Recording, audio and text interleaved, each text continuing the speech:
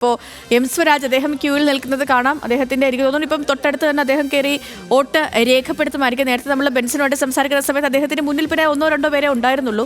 അപ്പോൾ അദ്ദേഹം വോട്ട് രേഖപ്പെടുത്തി കഴിഞ്ഞാൽ അദ്ദേഹത്തിന്റെ പ്രതികരണവും ലഭ്യമാകും. PV അൻവറിന്റെ 7:45 ആര്യാടൻ ഷൗക്കത്ത് വീട്ടിൽ നിന്നും പോളിംഗ് ബൂത്തിലേക്ക് ഇറങ്ങും. അപ്പോൾ അതിനുശേഷം അദ്ദേഹത്തിന്റെ ഒരു പ്രതികരണം നമ്മൾ പ്രതീക്ഷിക്കുന്നുണ്ട്.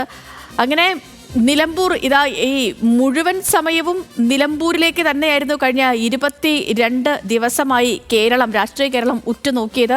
കേരളത്തിലെ മന്ത്രിമാരാവട്ടെ മുതിർന്ന നേതാക്കളാകട്ടെ ഇടതുമുന്നണിയെ സംബന്ധിച്ച് മന്ത്രിമാർ തമ്പടിച്ച് നിന്ന് നിയന്ത്രിച്ച ഒരു തിരഞ്ഞെടുപ്പ്, പ്രതിപക്ഷത്തെ സംബന്ധിച്ച് പ്രതിപക്ഷ നേതാവ് VD സതീശന്റെ നേതൃത്വത്തിൽ MLA മാരും സംസ്ഥാനത്തെ മുതിർന്ന നേതാക്കളും ഒക്കെ നേരിട്ട് നയിച്ച ഒരു തിരഞ്ഞെടുപ്പ്. BJP-യിലാണെങ്കിലും BJP-യിലെ പ്രധാനപ്പെട്ട എല്ലാ നേതാക്കളും നിലമ്പൂരിൽ ഉണ്ടായിരുന്നു. അവരെയൊക്കെ നമ്മൾ കണ്ടു. PV അൻവറിന്റെ രാഷ്ട്രീയ ഭാവി പോലും നിശ്ചയിക്കുന്ന ഒരു തിരഞ്ഞെടുപ്പാണ് ഇന്നിപ്പോൾ നിലമ്പൂരിൽ നടക്കുന്നത്. അങ്ങനെ എം സ്വരാജ് അദ്ദേഹത്തിന്റെ വോട്ട് രേഖപ്പെടുത്താൻ അകത്തേക്ക് കയറിയിട്ടുണ്ട്. അദ്ദേഹം വോട്ട് രേഖപ്പെടുത്തുന്ന ദൃശ്യങ്ങളാണ് നമ്മൾ കാണുന്നതും.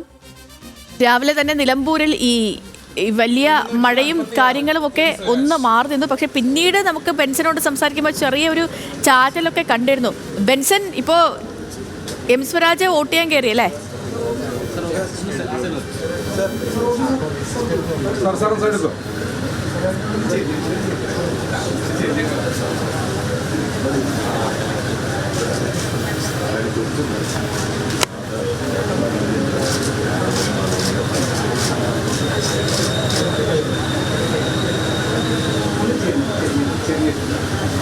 ഇടതുപക്ഷ സ്ഥാനാർത്ഥി LDF സ്ഥാനാർത്ഥി എം സ്വരാജ് അദ്ദേഹത്തിൻ്റെ വോട്ട് രേഖപ്പെടുത്തുകയാണ്.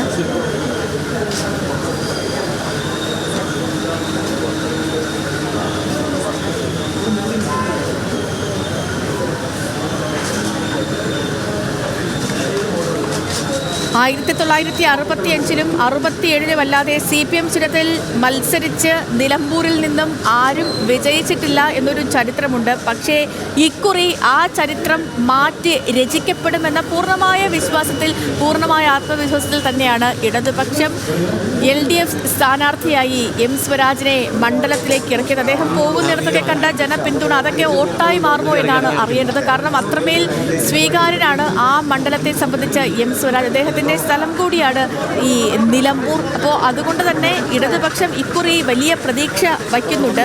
ഈ 67-65 പിന്നീട് 1980-ലും 82-ലും 2016-ലും ഒക്കെയാണ് ഇടതുപക്ഷം അവിടെ വിജയിക്കുന്നത്. അതൊക്കെ ഇടതുപക്ഷ സ്വതന്ത്രരായിരുന്നു അവിടെ നിലമ്പൂരിൽ മത്സരിക്കാനായി നിന്നത്. ഇക്കുറി അങ്ങനെയല്ല. അരിവാൾ ചുറ്റിക നക്ഷത്രത്തിൽ തന്നെ ഒരു സ്ഥാനാർത്ഥി എം സ്വരാജ് അവിടെ വോട്ട് ചെയ്തു. അദ്ദേഹം അവിടെ സ്ഥാനാർത്ഥിയാകുന്നു. ഇപ്പോൾ വോട്ട് രേഖപ്പെടുത്തി ഉടനെ തന്നെ അദ്ദേഹത്തിന്റെ ഒരു പ്രതികരണവും നമ്മൾ പ്രതീക്ഷിക്കുന്നുണ്ട്. ബെൻസൻ, പറയാം. സേതുലക്ഷ്മി, LDF സ്ഥാനാർത്ഥി എം സ്വരാജ് വോട്ട് രേഖപ്പെടുത്തിയതിനു ശേഷം ഇപ്പോൾ പുറത്തേക്ക് വരികയാണ്. അദ്ദേഹത്തിന്റെ പ്രതികരണം ഉണ്ടാകും. ഗവൺമെന്റ് LP സ്കൂൾ മാങ്കൂത്തിൽ 202-ാം നമ്പർ ബൂത്തിലാണ് അദ്ദേഹം വോട്ട് രേഖപ്പെടുത്തിയിട്ടുള്ളത്. വോട്ട് രേഖപ്പെടുത്തിയതിന് ശേഷം ഈ ബൂത്തിലുള്ള അല്ലെങ്കിൽ ഈ സ്കൂളിലെ മറ്റ് ബൂത്തുകളിലുള്ള ആളുകളെ സന്ദർശിക്കുകയാണ്. ആളുകളെ നേരിൽ കാണുകയാണ് അദ്ദേഹം. അവിടുത്തെ ഓഫീസർമാരെ കാണുന്നു. ആളുകളെ അഭിവാദനം ചെയ്യുകയാണ് അദ്ദേഹം. നമുക്കറിയാം, കഴിഞ്ഞ 2021-ലെ തിരഞ്ഞെടുപ്പിൽ ഇടത് സ്വതന്ത്രനായി മത്സരിച്ച PV അൻവറിന് വോട്ട് ചെയ്തതാണ് അദ്ദേഹം. ഇത്തവണ അവർ രണ്ടുപേരും എതിരാളികളാണ്. തനിക്കായി വോട്ട് ചെയ്ത് അദ്ദേഹം പുറത്തേക്ക് ഇറങ്ങുകയാണ്. ഇപ്പോൾ ഇവിടെ 5 ബൂത്തുകളാണുള്ളത്. അതിൽ 202-ാം നമ്പർ ബൂത്തിലാണ് അദ്ദേഹം വോട്ട് രേഖപ്പെടുത്തിയത്. മറ്റ് 4 ബൂത്തുകളിൽ വരി നിൽക്കുന്ന ആളുകളെ അഭിവാദ്യം ചെയ്യുന്നു. ഉദ്യോഗസ്ഥരെ നേരിൽ കാണുന്നു. അങ്ങനെ സ്നേഹാഭിവാദ്യം അർപ്പിച്ച് അദ്ദേഹം അല്പസമയത്തിനുള്ളിൽ തന്നെ പോളിംഗ് ബൂത്തിന് പുറത്തേക്ക് വരും. അവിടെ വെച്ച് മാധ്യമങ്ങളോട് പ്രതികരിക്കും. അദ്ദേഹം വോട്ട് ചെയ്ത 202-ാം നമ്പർ ബൂത്തിൽ വലിയ ക്യൂ ഉണ്ടായിരുന്നു. പക്ഷേ ഈ 197-ാം നമ്പർ ബൂത്തിലും അതുപോലെ തന്നെ 1-2 ബൂത്തുകളിൽ കാര്യമായ ആളില്ല.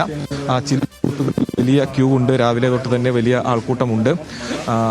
അദ്ദേഹം ഇപ്പോൾ കയറിയ 198-ാം നമ്പർ ബൂത്തിലും കാര്യമായ ക്യൂ ഇല്ല എന്ന് തന്നെ വേണം പറയാൻ.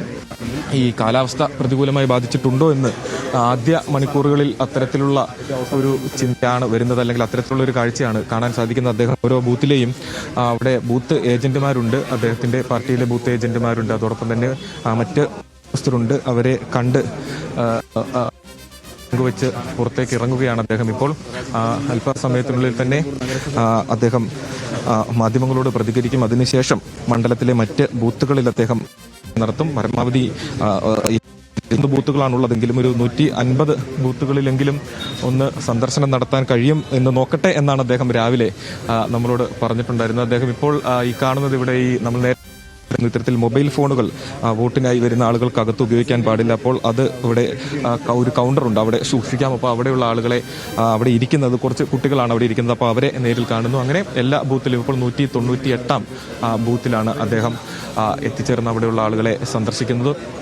അങ്ങനെ എല്ലാ ബൂത്തിലും കയറി അവിടെയുള്ള ആളുകളെ സ്നേഹാന്വേഷണം നടത്തിയതിനു ശേഷം അദ്ദേഹം അല്പസമയത്തിനുള്ളിൽ തന്നെ പുറത്തേക്ക് വരും. സൂചിപ്പിച്ചതുപോലെ തന്നെ ഈ കഴിഞ്ഞ പ്രചരണ കാലയളവിൽ 22 ദിവസം നീണ്ട പരസ്യപ്രചാരണം, ഒരു ദിവസം നിശബ്ദ പ്രചാരണം, വലിയ രീതിയിലുള്ള ആൾക്കൂട്ടം ഓരോ ഇടങ്ങളിലും ഉണ്ടാക്കാൻ അല്ലെങ്കിൽ ഓരോ ഇടങ്ങളിലും ഉറപ്പുവരുത്താൻ LDF ക്യാമ്പിന് സാധിച്ചിരുന്നു. ഈ ആൾക്കൂട്ടമെല്ലാം വോട്ടായി മാറുമോ എന്നാണ് ഇനി അറിയേണ്ടത്. അതിശക്തമായിട്ടുള്ള മത്സരം, വാശിയേറിയ മത്സരം, ഇതുവരെ കണ്ടിട്ടില്ലാത്ത തരത്തിലുള്ള ഒരു കുട്ടിക്കലാശമായിരുന്നു നിലമ്പൂർ കണ്ടത്.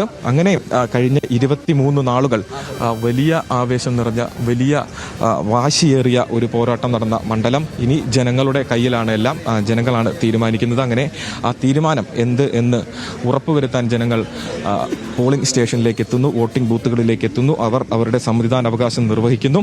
ആര് ജയിക്കും, ആരാണ് ഫാക്ടർ ആവുക, ആരാണ് ഇമ്പാക്ട് പ്ലെയർ ആവുക, ആരാണ് മാൻ ഓഫ് ദ മാച്ച് ആവുക എന്നെല്ലാം അറിയാൻ ഇനി ദിവസങ്ങൾ മാത്രമാണ് ബാക്കി. ഇന്ന് വരുന്ന 6 മണി വരെയുള്ള സമയത്തിൽ ജനങ്ങൾ തീരുമാനിക്കുന്നു. അവരുടെ തീരുമാനം അവർ വോട്ടായി രേഖപ്പെടുത്തുന്നു.